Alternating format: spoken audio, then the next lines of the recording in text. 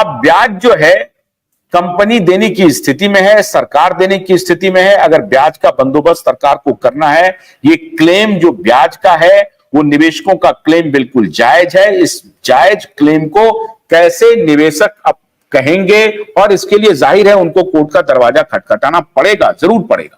और इसीलिए पीआईएल ये लोग लगा रहे हैं, जिसमें कोर्ट में जाकर के निवेशक ये कहें कि साहब हमें मूलधन मिला, हमारा जो 10 साल 12 साल पैसा निवेश रहा उस पैसे का क्या हुआ। वैसी स्थिति में वो बात लंबी चल सकती है, उसमें अलग अलग बातें हो सकती हैं। सरकार ये कह सकती है कि साहब देखिए, हमारे जद में जितनी बातें थी वो मैंने की है, जो आपका मूलधन है हमने उसको लौटाने की कोशिश की है।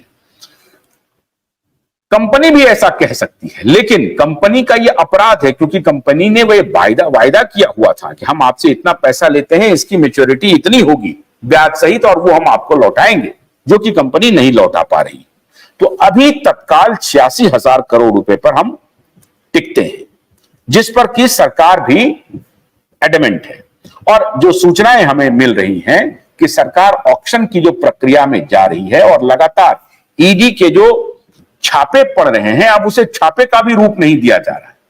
ईडी सिर्फ कागजात इकट्ठा कर रही है, अलग अलग जगहों पे जाकर के पेपर ले रही है, और प्रबंधन को बाजाप्ता संपर्क में लेकर के कहा जा रहा है कि आप हमें वो जमीन दीजिए जिस जमीन का ऑक्शन आसानी से हो सकता है, उस पर कोई लीगल हिच ना हो, उसमें कोई लीगल बंदिश ना हो कि वो कोई कह दे कि साहब ये जमीन तो मेरी है, ये पेपर, ये फर्जी पेपर इन्होंने सहारा वालों ने बना लिया है, ये जमीन तो मेरी है।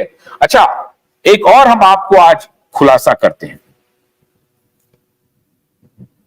प्रबंधन के अंदर ही कुछ लोग हैं जिन्होंने इस जमीन के खरीदारी में, क्योंकि सहारा के पास जब अकूत पैसा आ रहा था तो उस वक्त कोई जमा खर्च नहीं था, तो प्रबंधन के लोगों ने ही सहारा के इस जमीन की खरीदारी में भी बहुत बड़े पैमाने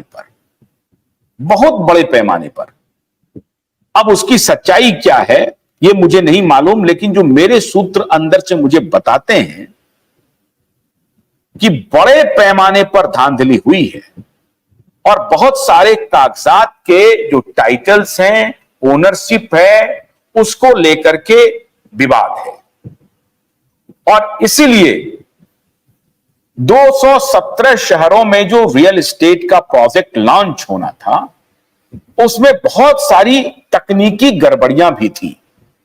न सिर्फ कि आप चले गए सेबी में आईपीओ लाने के लिए, सिर्फ यहीं तक का मामला नहीं है, इसके अलावे भी प्रबंधन के अंदर बहुत सारी तकनीकी खामियां थी उस प्रोजेक्ट को लेकर के, सिटी होम्स को लेकर के, सहारा सिटी होम्स प्रोजेक्ट को लेकर के। और उस प्रोजेक्ट में, सहारा सिटी होम्स के प्रोजेक्ट में जितनी जमीनें खरीदी गई थी, ये जो सहारा सिटी होम्स की तस्वीर आप देख रहे हैं, ये अलग अलग शहरों में, जैसे नागपुर में 300 एकड़ में सहारा सिटी होम्स बना हुआ है, बिल्टअप है, लेकिन वहां कोई रह नहीं रहा है। वो जिनके नाम से बना हुआ है वो लेने नहीं गए हैं। और क्या है, मैंने खुद उस प्रोजेक्ट को देखा है, मैंने खुद सहारा एमबी वैली को देखा है, ये सारे बिल्डअप हैं।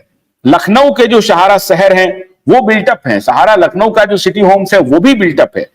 ऐसे बहुत सारे छोटे मोटे शहरों में कुछ प्रॉपर्टीज ने सहारा ने ऑलरेडी डिलीवर के स्टेज पे लाके खड़ा कर दिया था।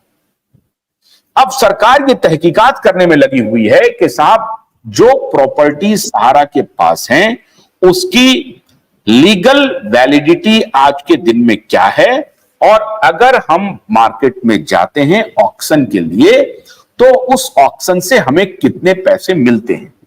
एक बात और ध्यान रखिए, जब भी इस तरह के ऑक्शंस होते हैं तो वो डिप्रेस्ड ऑक्शन कहा जाता है, और जो मार्केट का मूल्य तय होना है वो बाजार मूल्य पर तय होता नहीं है। जब आप इस तरह से बेचने जाते हैं प्रॉपर्टी को, आप खुद ही, जब आप खुद अपना फ्लैट बेचने जाएंगे तो आपको कहेगा कि मार्केट में यही प्राइस है साहब, और जब आप खरीदने जाएंगे तो आपको कहा जाएगा कि अरे साहब ये तो बहुत आग लगी हुई है प्रॉपर्टी में, ये तो बड़ा मुश्किल है, इससे नीचे मिलेगा नहीं। ये सामान्य डिमांड एंड सप्लाई का जो टग ऑफ वॉर है, ये सामान्य टग ऑफ वॉर है, ये चलते रहता है। अब मैं दर्शकों को यह बताना चाहता हूं कि सरकार कहां गलत हो रही है, सरकार कहां सही हो रही है, सरकार की मंशा क्या है, सरकार का और मोटो क्या हो सकता है, सहारा प्रबंधन का मोटो क्या है, निवेशक और एजेंट का मोटो क्या है। मैंने कल जब बात की थी कि कितने लोग ये चाहते हैं कि सहारा प्रबंधन का दफ्तर खुले, तो अनप्रेसिडेंटेड रिप्लाई मुझे मिला था लाइव के दौरान।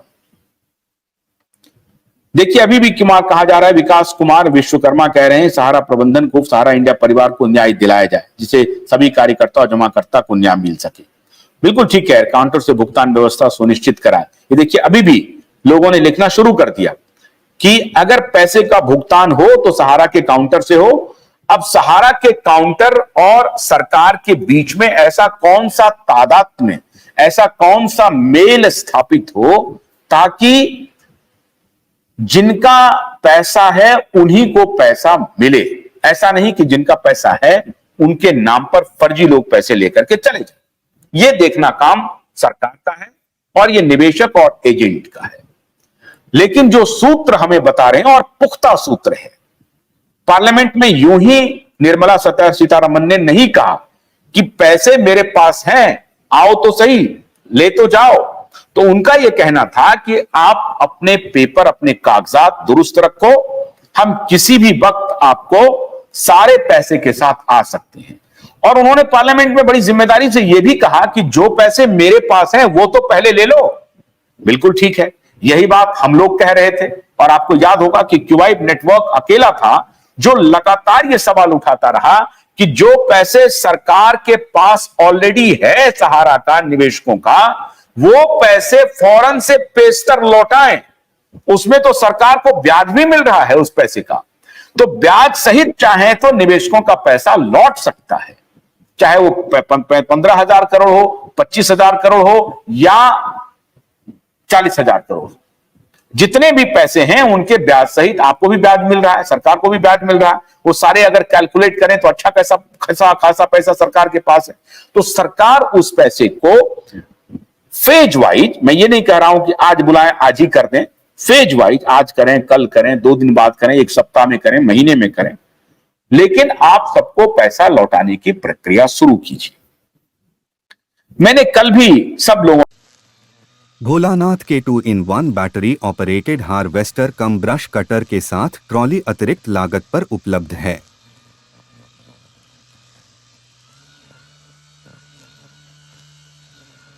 अधिक जानकारी के लिए कृपया दिए गए नंबर पर कॉल करें।